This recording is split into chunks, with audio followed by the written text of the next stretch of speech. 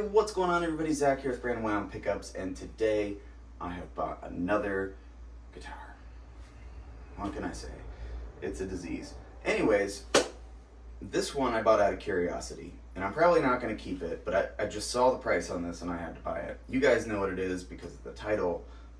Usually, when I buy a new guitar, we do an unboxing, and I did that, and we made a video, but the audio was awful. It's not good. It's worse than it is now. But thanks to the power of editing,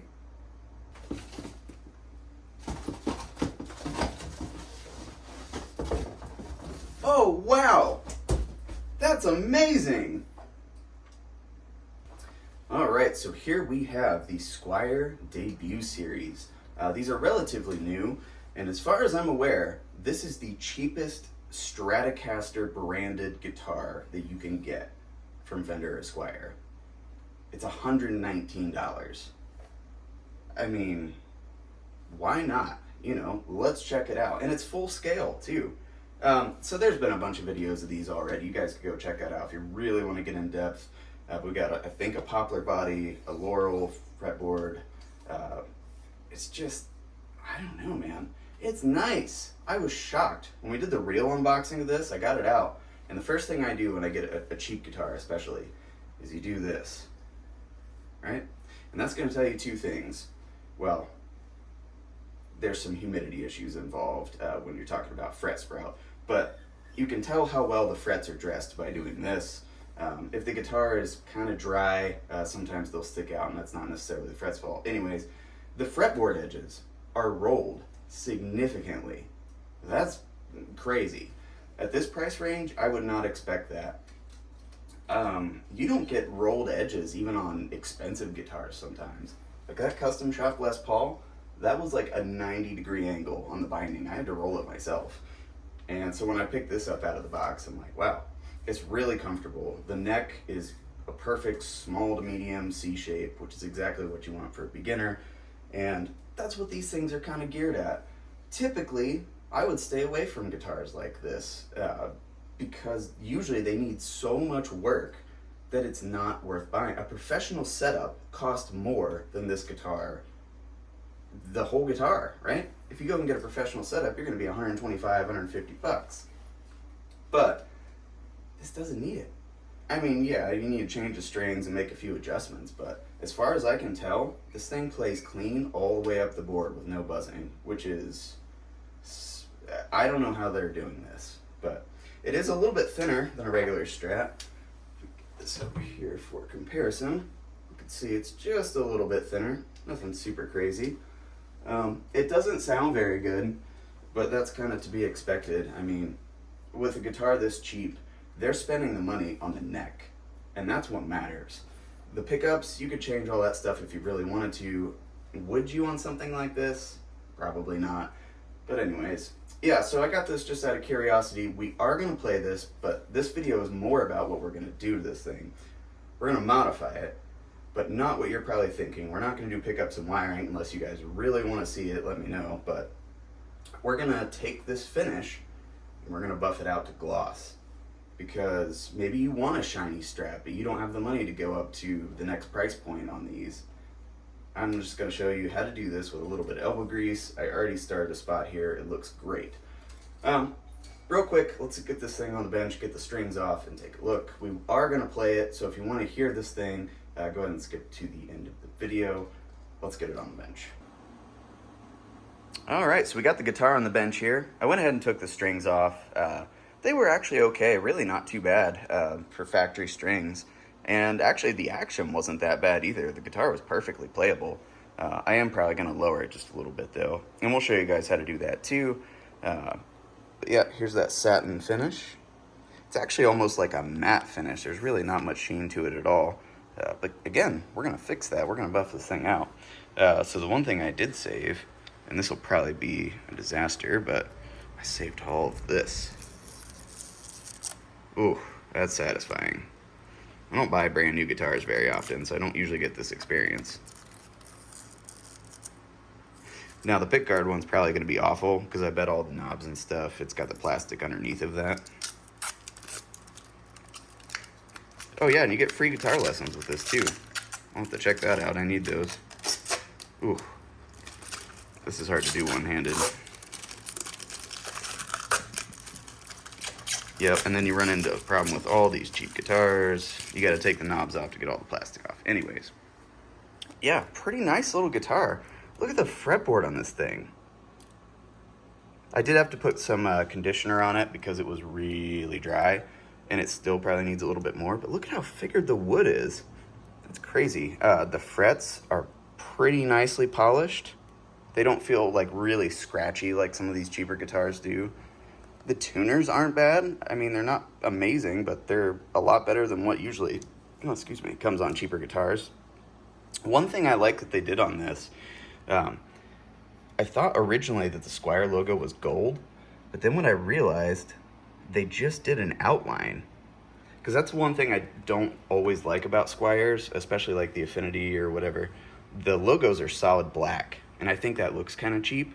This gives you the illusion of having like a gold logo, but they don't have to spend as much money on it, which means they can make the guitar a little cheaper. Pretty cool. So the pickups in this are ceramic. I could tell that because these look to be steel pole pieces rather than magnets. Again, they're probably pretty cheap. So we're gonna buff this thing out, and I did one little spot on the back here, which I'll show you, and it already came out really good. See?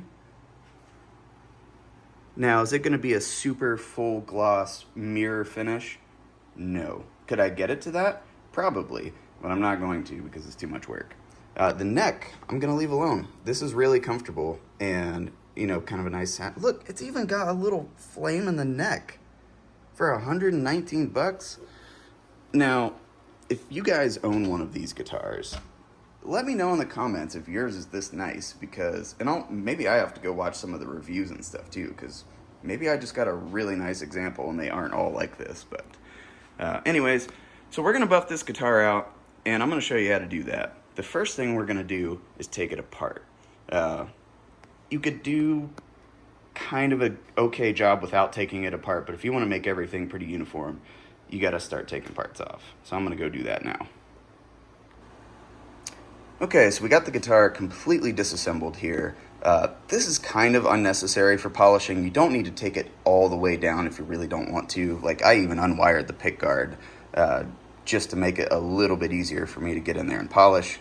If you don't have any wiring experience, you could just kind of set the pick guard off to the side while you're doing the polishing. But I went ahead and took everything off because it's going to make my life a lot easier.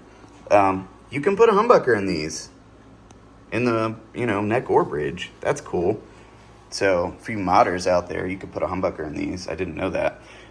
Here is the stock pick guard and electronics. Pretty much what you would expect for this kind of price. These are ceramic pickups. You can see it's got a ceramic bar magnet on the bottom, and then steel pole pieces.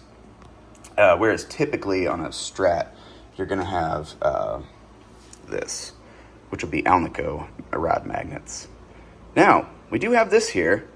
This is a pick guard I made last week, I think. Maybe. So that's a pick guard, brand wound 50 series pickups. Nice pots and capacitors and stuff. If you guys want to see me put this in this guitar, at least temporarily, I'll do it. Just let me know down in the comments, see how good we could get this thing to sound.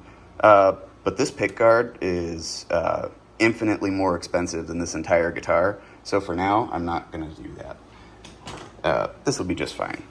I'm also not keeping this guitar. I really just got it just to kind of video it. I'm going to give this guitar away when I'm done with it.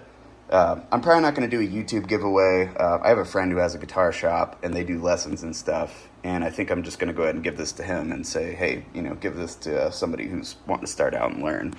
And they'll have a really nice guitar. Okay, so time to buff this paint out. I'm going to put you guys on a tripod. That'll make things a little bit easier. All right, let's go ahead and start this process here. We've actually done this once before. I think it was on an Epiphone 59 reissue, and I got a lot of questions about the process and how I did it. So this is what we're going to do. We're going to start off with some Meguiar's Ultimate Compound.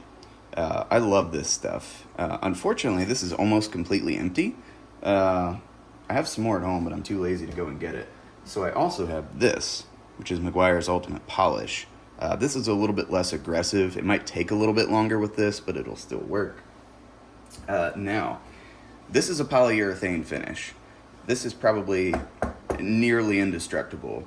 If you have a nitro finish guitar, I would not recommend. I mean, I've used this on nitro before, but nitro is really sensitive depending on the formula and stuff. So if you have a nitro finish guitar, be very careful about what you use on it. On poly, it doesn't really matter. We're gonna use this. So, because this bottle is very empty, I went ahead and already put some on here. I'm gonna do this by hand, which I assume is how most of you are gonna do it at home. You could use a buffing wheel if you really wanted to. I like to use these Scott's shop towels. They're pretty durable. You could also use a microfiber cloth, but I don't have one of those here. So really, all you're gonna do is take a compound, go down there, and start going to town. It's gonna take a while. Your hand will get tired eventually. I'm gonna do just a spot here. You're just gonna keep rubbing it in. I can already see it's making a difference. And just keep going and going and going until you reach your desired shininess, really. Let's see. Oh wow, this is gonna pop the wood grain too. This is gonna be cool.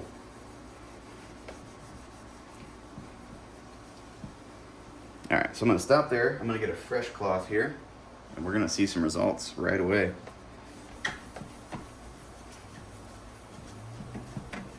Oh yeah, wow, that looks way better already. See? Look at the difference just from that short amount of time. That's all I did. I mean, what was that, 20 seconds? Okay, so this is not perfectly smooth. If you look, it has a little bit of orange peel to it. You could get that out if you really wanted to. You could wet sand this progressively, but I don't want to do that. That's a lot of work, so I'm not gonna. But I might go through and do a couple of rounds of polishing because, let's see, actually we'll do another quick round here. Now I didn't even put any more stuff on here. I'm just gonna go through and more. Sorry, that's my workbench hitting the wall. Oh yeah, it's already coming along. Yeah, 2 rounds of polishing on this one, I think. And the more you do this, the better it's gonna get. The more time you put into it, the better the results. Yeah, look at that. Big difference. Okay, so I'm gonna polish this thing. I'm gonna go ahead and set up a time lapse. I'm gonna grab a refreshing beverage in my fancy Brandywine glass, and we're gonna polish this thing. Let's get to it.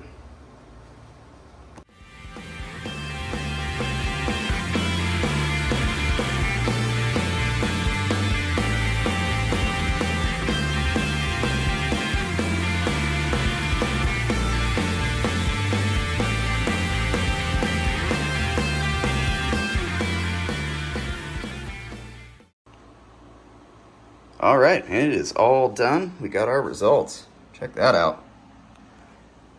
Now, it's not perfect. Like I said, if you look, you can still see a little bit of texture and stuff. But, I mean, it's way shinier than it was. Yeah, that's really cool. Like I said, if you wanted to spend the time and wet sand and polish and wet sand and polish and wet sand and polish, you could probably get this to nearly a full mirror gloss. But that's going to take a long time. Now, if you had a buffer, that would speed up the process, certainly. I gotta be honest, I kind of got bored and my hands started to hurt, so I just stopped. But it came out really good. So, we gotta put this thing back together now. I'll probably time-lapse that too. Now, quick disclaimer here. If you guys are gonna do this to one of these Squier debut series, or any guitar with a satin finish for that matter, always do a very small test spot in an inconspicuous place. Like, take the pick guard off and try a spot and see how it's going to react. Because, yes, I'm showing you guys how to do this, but not all finishes are the same, like I was mentioning about the nitro stuff. Always do a test spot just to make sure that everything's going to be good. All right, let's put this thing back together.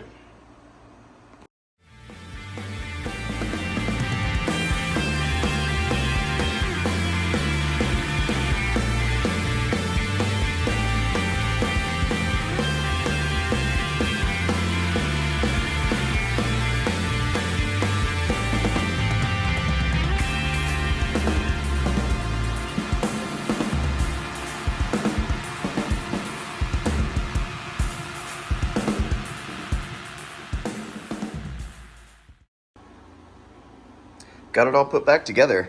Man, that looks so much better. I also put another round of conditioner on the fretboard, and it looks amazing now. It's crazy how dark and figured it is. We did not buff the front of the headstock. It looks fine the way it is, and I was a little bit concerned about maybe taking the logo off if I was trying to buff that too much. So we went ahead and left that alone. But man, this really came out nice. You can see that sheen. This kind of reminds me of like a Gibson VOS type of finish. You know, it's not 100% glossy shiny, but it's not dull either. You know, it's just kind of a nice in between. I think it makes the guitar look a little bit more expensive than it actually is. Again, for $120, you cannot beat this guitar. At least this particular one. Like I said, I don't know if they're all like this, but yeah. So at this point, we should put strings on it and go play it. However, I've made a mistake. So I went into my toolbox here to get some strings, and I got this out and like, oh, all I have is 11s. And then I realized there's nothing in here. That's empty. And I'm like, oh, I got some XTs. Cool. Those are for mandolin. And then I was looking, oh, I've got more strings. Oh, those are banjo strings. I don't have any guitar strings. So I'm either going to break this up into 2 parts, or I'm just going to wait and edit this tomorrow when I have the strings. Sorry about that. Unintentionally creating drama here.